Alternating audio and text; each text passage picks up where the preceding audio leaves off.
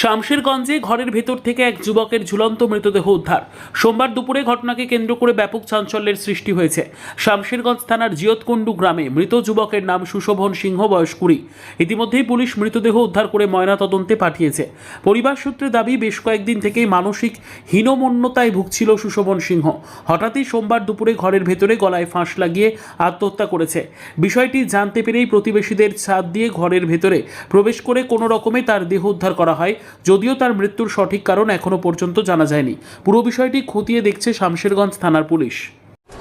কী হয়েছিল বলতে, ধরুন আমরা সঠিক কেউ কিছু বলতে পারছি না। এই কারণে ছেলেটা আমার ভাইপো, ওনার বাবা প্রাথমিক বিদ্যালয়ের প্রধান শিক্ষক, উনি সোয়া-10টার সময় বিদ্যালয়ে চলে গেছিলেন।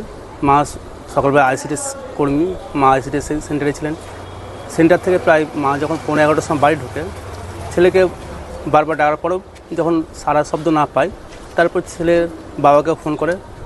স্কুল থেকে প্রায় আনুমানিক 11:30টার দিকে যখন বাড়ি ফিরে, যখন সারা শব্দ না পাওয়ার পর পাশের বাড়ি দিয়ে ছাদের ওপর দিয়ে বাড়ির মধ্যে তালা ভেঙে ঢোকা হয়। ঢুকে দেখে যে ছেলে মানে সুসাইড করেছে, ফাঁসি দিয়েছে। যাই হোক, সে অবস্থায় নামানো হয়। তাড়াহুড়ো করে নামিয়ে আমরা অনুপ্রভ হাসপাতাল নিয়ে এসেছি। এখন ডাক্তারবাবু দেখে বললেন যে প্রায় মৃত, মারাই গেছেন, প্রায় মারা গেছেন। এখন কেন মারা গেলেন, তার প্রকৃত কারণ কি আমরা কেউ বলতে পারছি না। কারণ ছেলে খুব শান্তশিষ্ট, ভদ্র, এবং পাড়ায় কোনো খারাপ ছেলের সঙ্গে মেলামেশাও নাই। এবং সত্যি কথা বলতে, তার ছেলেটা এতটাই ভদ্র, নম্র, যে প্রত্যেকে আমরা তাকে স্নেহ করি।